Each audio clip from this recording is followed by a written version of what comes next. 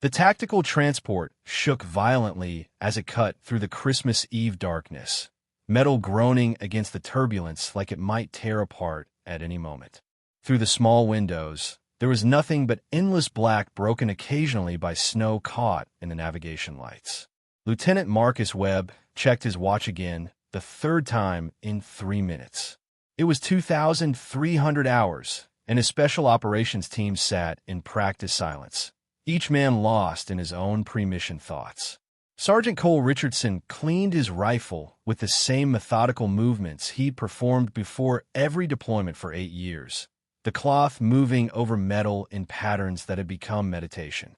Private First Class Danny Torres whispered what might have been a prayer, his fingers touching the small cross beneath his uniform. Staff Sergeant James Burkhart just stared at nothing, jaw working on gum that had lost its flavor hours ago, eyes distant with thoughts he'd never share. The red combat lighting gave everything a hellish quality, painting faces in shades of blood and shadow. It was meant to preserve night vision, but Webb always thought it made them look like ghosts preparing for their own funerals. And then there was her. The new medic sat at the far end of the transport, medical bag positioned between her boots with military precision. Corporal Evelyn Hayes, 32 years old according to her file, though her eyes suggested she'd lived much longer. She hadn't spoken more than 10 words since joining the unit 3 days ago, just nodded when addressed and answered direct questions with economical phrases. Webb had requested a combat medic with field experience. What he'd gotten was a ghost in military fatigues who moved like she was trying not to disturb the air itself. Richardson called out to her with his Texas drawl thick with mockery, asking if she'd be okay out there since this wasn't exactly a field hospital rotation. Hayes didn't respond. She was checking her medical kit with fingers that moved with unusual certainty, organizing supplies in a pattern that seemed more tactical than medical. Richardson continued, emboldened by his audience, noting that their last medic had been built like a linebacker and that she looked like a strong wind might carry her off. Webb told him to leave her alone without much conviction. Truth was, he shared the concern. Hayes was listed at 5'6" and maybe 130 pounds soaking wet. The only thing substantial about her was the stillness in her gaze when she finally looked up at Richardson. She didn't argue or defend herself, just held his eyes for 2 seconds, long enough to make him uncomfortable, then returned to her inventory. Torres leaned toward Webb and pointed out something weird about her shoulder. In the dim red lighting, Webb caught a glimpse as Hayes adjusted her position. The fabric of her uniform sat differently over her right shoulder, and when she reached overhead to secure a strap, he saw it. A patch of what looked like old scar tissue, the kind earned from thousands of repetitions of the same motion. Torres mentioned his cousin was a competition shooter and had the same thing from rifle recoil. Strange for a medic, Webb thought. The mission brief hadn't mentioned anything unusual about her background. Just a transfer from a medical battalion, exemplary service record, specialized in trauma care under fire. Nothing about shooting. The pilot's voice crackled through the intercom announcing 10 minutes to the drop zone, weather deteriorating fast, visibility near zero. Burkhart muttered it was a perfect night for Christmas caroling. The team began final equipment checks. Webb watched Hayes run through her own preparations with the same eerie calm. She moved with economy, no wasted motion, no nervous energy. Her hands never shook, her breathing never quickened. And when she thought no one was looking, she reached into the bottom of her medical bag and touched something heavy wrapped in waterproof canvas. Just a brief contact, fingers tracing an outline that didn't belong in any first aid kit. Webb filed it away as something to watch. The insertion went smoothly despite the weather, which made Webb nervous. The universe usually didn't give you easy when you needed it most. The bunker was a relic from some previous conflict, reinforced concrete half buried in the mountainside. Inside, the temperature barely qualified as warmer than outside, but at least the wind couldn't reach them. The team spread out, establishing fields of fire and checking equipment. Hayes set up her medical station in the corner with efficient silence. Within minutes, she'd organized supplies, established a triage area, and created a workspace that looked like it had been there for weeks instead of minutes. Richardson said, loud enough to be heard that at least she was organized. Real comforting to know their medical decoration was good at arranging bandages. A few chuckles rippled through the team. Hayes gave no indication she'd heard. Webb pulled out the tactical map and briefed them on enemy sniper activity in sectors 3 and 7. Long-range capability, high skill level. They were exposed on 3 approaches, and the weather would play hell with their visibility and communications. When Burkhart asked about support, Webb explained the nearest backup was 40 minutes out in good weather, could be hours in this. They were on their own until mission complete. The radio crackled with Command's voice, distant and distorted, advising them that enemy force assessment had been upgraded with confirmed hostile sniper presence. Designated call sign Winter. Approach with extreme caution. Torres repeated the name, saying it was ominous. Richardson said it was just a name. Bullets stopped snipers same as anyone else, then glanced at Hayes, assuming they had someone who could shoot back at that range. Hayes was checking her medical bag again. That same careful inventory, fingers lingering on the canvas-wrapped shape at the bottom. Webb noticed her shoulder shift slightly as she touched it, muscle memory from some phantom weight. Webb called to her, and she looked up, meeting his eyes without hesitation. He asked if she was good to go if things got hot. She responded with 2 words delivered with absolute certainty. Yes, sir. Something in her tone made further questioning feel pointless. She wasn't defensive or defiant, just final like a door closing. The wind outside intensified, howling through gaps in the concrete.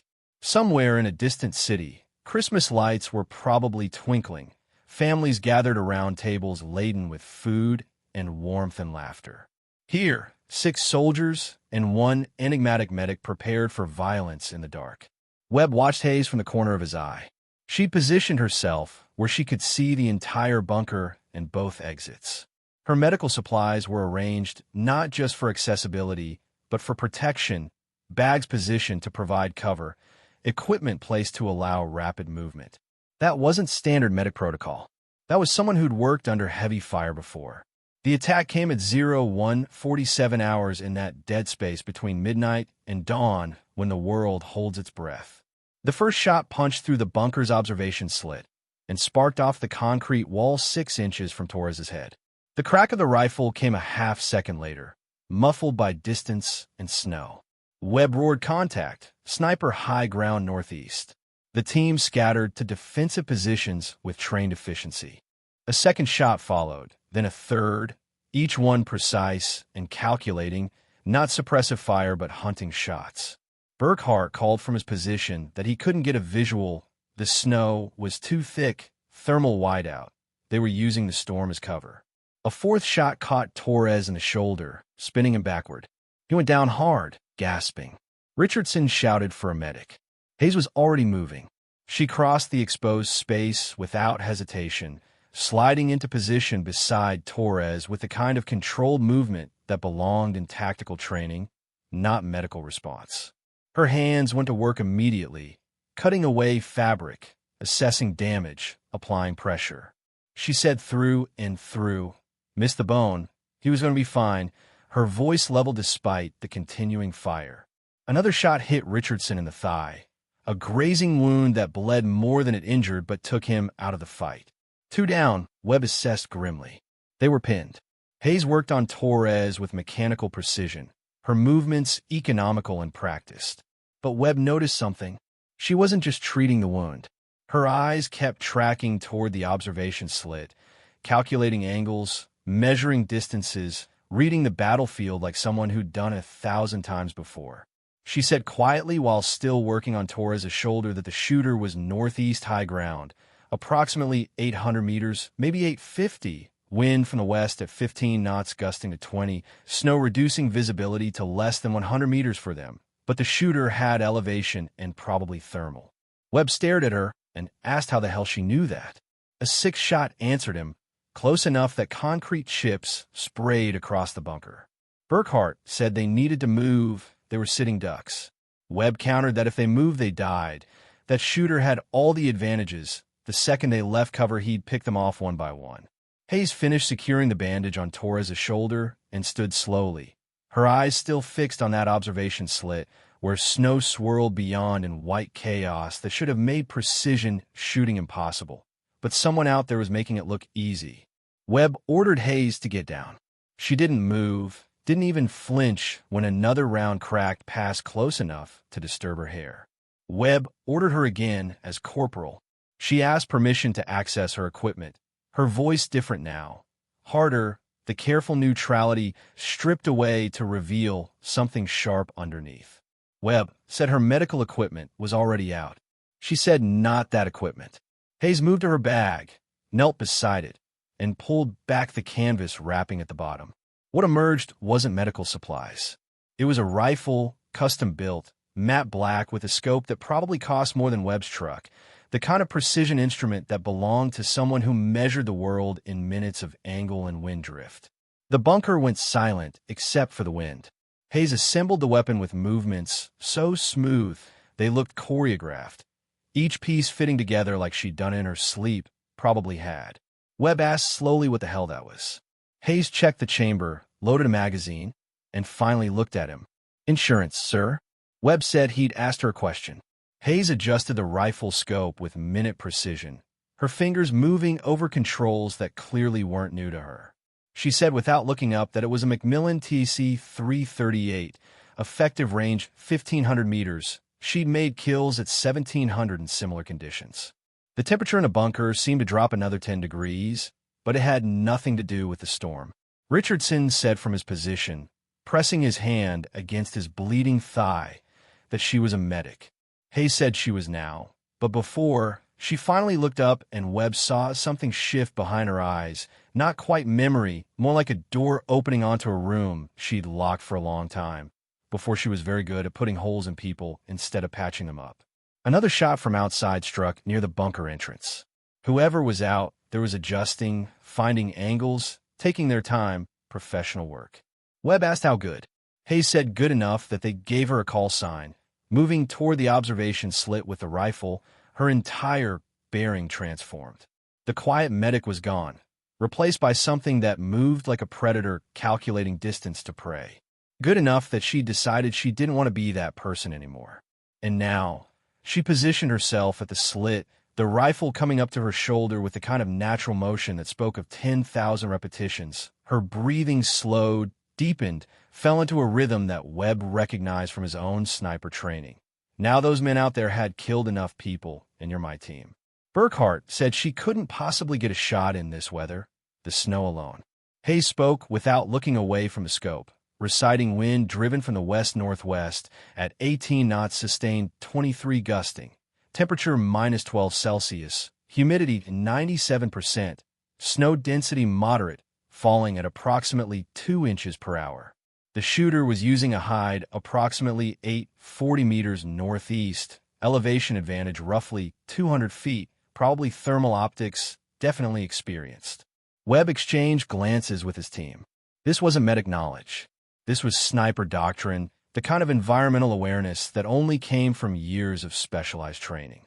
Torres asked from where he lay with his shoulder bandaged what her call sign was. Hayes was silent for a moment. When she spoke, her voice carried weight that hadn't been there before. Silence. Torres asked if it was because she didn't talk much. She said no, because they never heard her coming.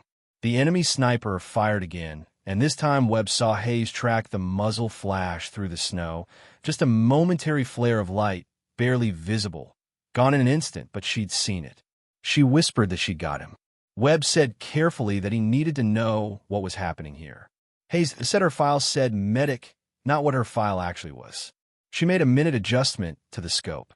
2 years ago, she'd hung up the rifle, decided killing people, even enemies, wasn't something she could keep doing, trained as a medic instead, thought saving lives might balance the scale. And tonight, her finger rested beside the trigger guard. Not on it, professional discipline. Tonight, when her out, there was going to kill everyone in this bunker unless someone stopped him. And as much as she'd prefer to never fire this weapon again, she settled deeper in her shooting position. She'd prefer all of you to live through Christmas even more. Webb made a decision. Command could sort out the paperwork later. He asked what she needed. Hayes smiled, though there was no humor in it. 30 seconds of silence, and someone to pray this muscle memory was as good as it used to be. The bunker fell into a hush broken only by wind and Torres's controlled breathing through pain. Hayes had become absolutely still, a statue carved from concentration and old instincts she'd tried to bury. Webb watched her work through the sniper checklist, each element executed with the precision of ritual. Range estimation, wind calculation, temperature compensation. The math happened behind her eyes, invisible equations solving themselves. Webb said quietly to talk him through it. Not an order, but a request from one professional to another. Hayes's voice emerged soft and clinical, the tone of someone narrating from a distance. The target was using a natural formation for cover. Rock outcropping probably. Smart placement gave him elevation and concealment. He'd fired 7 shots. Average time between shots 90 seconds. That was calculation time, not reload. He was making each round count. Another muzzle flash bloomed in the darkness. The bullet struck lower, testing the bunker's foundation. Hayes continued. 8 shots. He was probing, looking for weaknesses, professional behavior, military training, probably Tier 1 level. Burkhart asked if she could hit him at this range in these conditions. Hayes said she'd hit smaller targets at longer range and worse weather. No boast in her voice, just fact, but that was when she did this every day now. She paused. They were about to find out if she was as good as she used to be. Her breathing changed, settling into the deep rhythmic pattern that preceded a shot. 4 counts in, hold, 6 counts out. The cycle repeated, slowing her heart rate, steadying her hands. Webb had seen snipers work before. Hell, he'd done the job himself on occasion. But watching Hayes was different. She didn't seem to aim so much as become part of the rifle, woman, and weapon, achieving some kind of unified purpose. She murmured that the wind was gusting. She needed to wait for the lull. Seconds stretched. The storm howled. Somewhere in the darkness, an enemy sniper named Winter waited in his own hide, confident in his advantage, unaware that his hunters had acquired teeth. Hayes said, lull coming, 3-2. The wind dropped just for a moment. The endless howl decreased to a whisper. Hayes's finger moved to the trigger. Her exhale came smooth and controlled, the last half of her breathing cycle. At the bottom of the breath, when the body is most stable, when heartbeat matters least, she fired. The rifle's report was massive in the confined space, a physical force that seemed to compress the air itself. The muzzle flash briefly painted the bunker in orange light, freezing everyone in tableau. Then silence. Webb counted seconds. 5, 10, 15. The enemy sniper didn't fire back. 20 seconds, 30. Richardson asked if it was a hit, his voice tight. Hayes was already working the bolt, chambering another round with mechanical smoothness. She said uncertain at this range. With this visibility, confirmation was impossible, but he'd stopped shooting, could be repositioning, could be. Hayes maintained her position, idoscope, finger resting on the trigger guard, or he could be assessing an unexpected variable. He thought he had sheep in a pen. Now he knows there's a wolf in the flock. Another minute passed. The wind picked up again, snow swirling through the observation slit. Then the radio crackled, not command, but a different frequency. Enemy communication probably not meant for them to intercept, but the storm played hell with electronic warfare. A voice, male, speaking in clipped military English. Winter report. Did you see that shot? Winter respond. Silence on the other end. Hayes translated needlessly that Winter was down or suppressed. They were confused. Good. She shifted slightly, adjusting her position, but they'd adapt. They always did. Multiple shooters meant she'd just announced her presence to everyone out there. Webb asked how many they were talking about. Hayes was quiet for a moment, reading the darkness like a book only she could parse. At least 3 more, maybe 5, all trained, all dangerous. Richardson asked if she could take them. She checked her magazine. 15 rounds remaining. She guessed they'd find out if 2 years as a medic had dulled the edge. Hayes moved with purpose now, the careful stillness of the medic replaced by the fluid efficiency of a hunter. She shifted position using the bunker's internal structure to create new angles on the battlefield outside. She said they'd expect her to stay put. Already moving to a different observation point, static shooting position was death against multiple opponents. How to keep mobile. Burkhart said she was talking about fighting a counter-sniper battle in a blizzard while outnumbered. That was suicide. Hayes settled into her new position, the rifle tracking across sectors with practiced smoothness. She said it was Tuesday. She'd done worse on Mondays. A muzzle flash erupted from a different angle, west, not northeast. Someone had flanked while Winter kept them pinned. Hayes was already swinging the rifle. Second shooter, western approach, 600 meters. She fired. Webb saw a dark shape jerk backward into the snow. The western fire ceased. Hayes reported 2 down, her voice flat. No triumph, no satisfaction, just counting. The radio crackled again, enemy chatter increasingly agitated. They were learning what Webb's team already knew. The quiet medic was anything but. Webb predicted they were going to mass on them, try to overwhelm with numbers. Hayes said let them try, scanning, the rifle moving in smooth arcs. Every time they exposed a position, they gave her a target, and she didn't miss twice. Another shot from outside, this one from almost due east, hasty, desperate. It went wide by 3 feet. Hayes observed panicking. Amateur move. She tracked the origin point, waited, then fired again as the shooter attempted to relocate. The distant figure dropped. 3. Richardson was watching her now, with something approaching awe. He asked how the hell she'd seen him. Hayes said movement against static background. The snow provided contrast if you knew what to look for, and she'd spent 2 years in mountains like these learning what to look for. She shifted again, this time moving to help Burkhart establish a better defensive position. The medic training wasn't gone. She moved through the bunker, directing fields of fire, improving their defensive posture, using medical expertise to predict where enemies would target. Webb realized she was running the battle. Hayes paused at an observation point. Scan moved on. Someone had to, she said. Webb was good at tactics, Lieutenant, but this wasn't tactics anymore. This was pure shooting, and that was a language she'd learned before she learned to save lives. A burst of automatic fire raked the bunker exterior, someone desperate spraying and praying. Hayes tracked the source with mechanical precision. Suppressive fire. They were trying to buy time for movement. Webb asked for what? Probably extraction.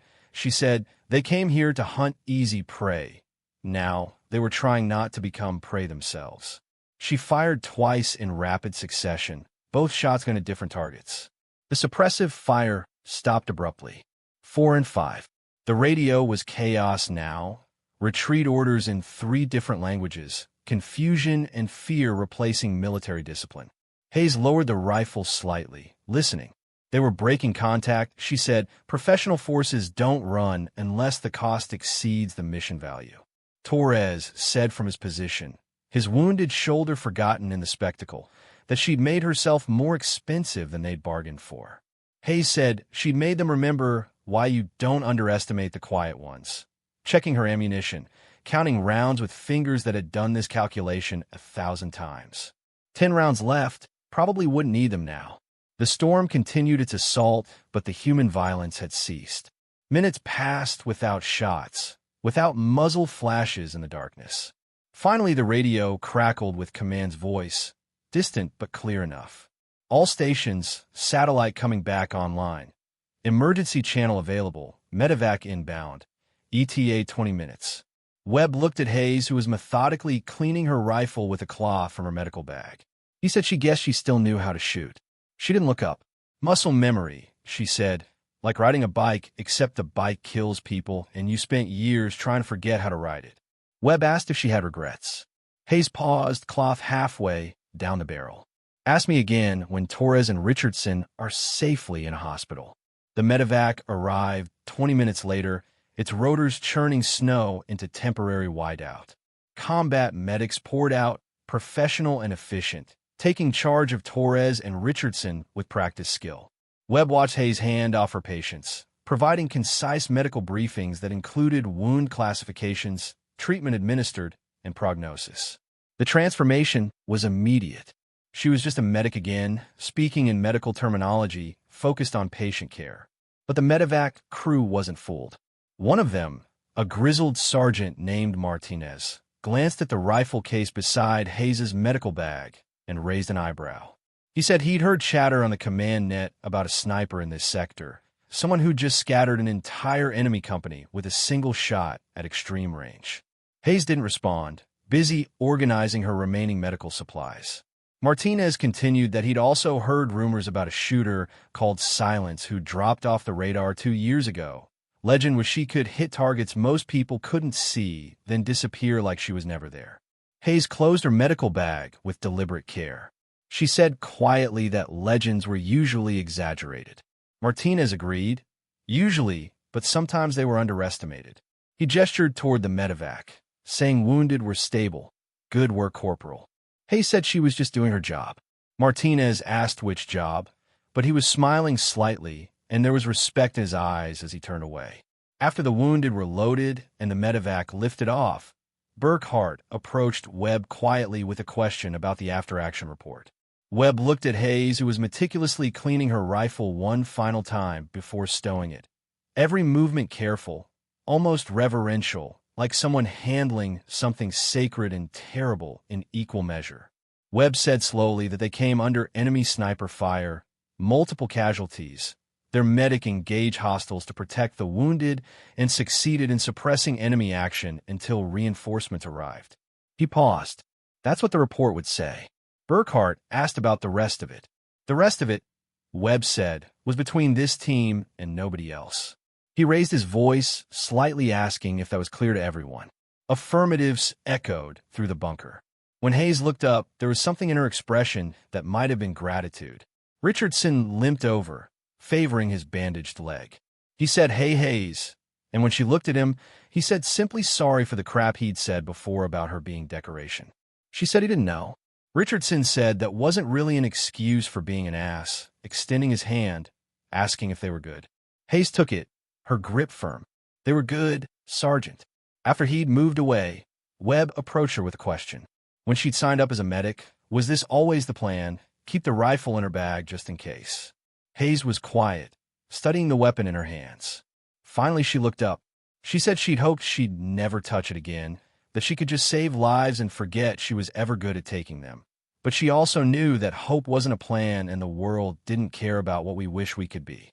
So yes, she kept it just in case. Just in case ever became right now, and tonight right now happened. She placed the rifle in its case with finality. Didn't mean she had to like it, just meant she had to do it. Webb asked about regrets. Hayes looked toward where the medevac had disappeared into the snow.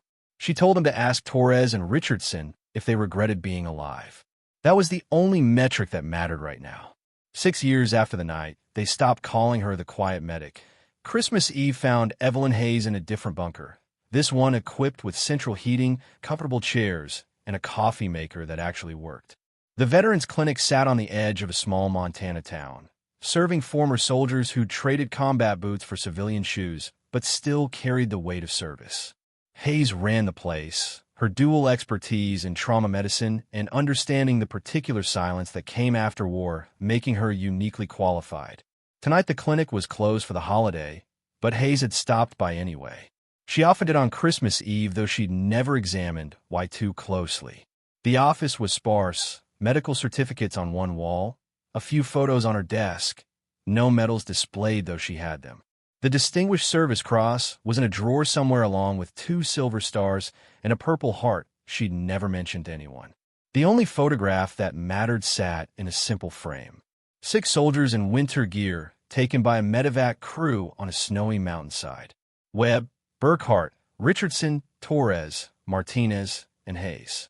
All of them wore the expression of people who'd survived something they'd expected to kill them.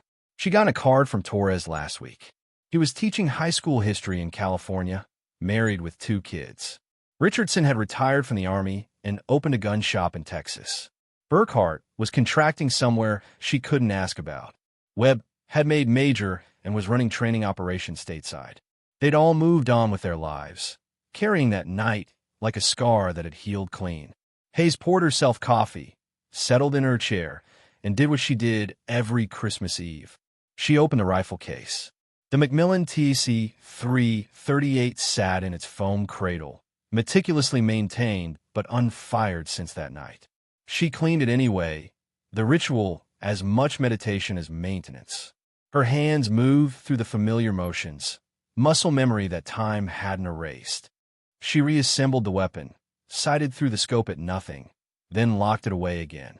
The radio, an old military model she'd kept from her service days, sat on the shelf.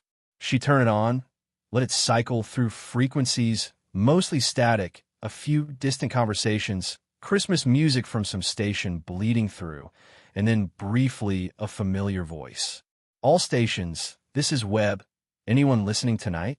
Hayes smiled, keyed the microphone. Silence reads you major. Merry Christmas. A pause, then Merry Christmas, Corporal, just checking in. She said, still alive, sir. That's all any of us can ask for. Another pause. Webb's voice carried warmth now. The professional distance dropped. He asked if she was good. She looked at the photograph, at the rifle case, at the medical degree on her wall. Getting there, sir, one day at a time. Webb said, aren't we all? Webb out. The radio returned to static. Hayes finished her coffee, turned off the lights, and locked the clinic. Outside snow was falling, soft and clean, nothing like the killing storm 6 years ago. She walked to her truck, started the engine, and sat for a moment watching snowflakes accumulate on the windshield. There was a plaque in the clinic waiting room, small enough that most people missed it, just a simple brass plate with an inscription. Not all angels wear wings. Some carry rifles and save lives in the same breath.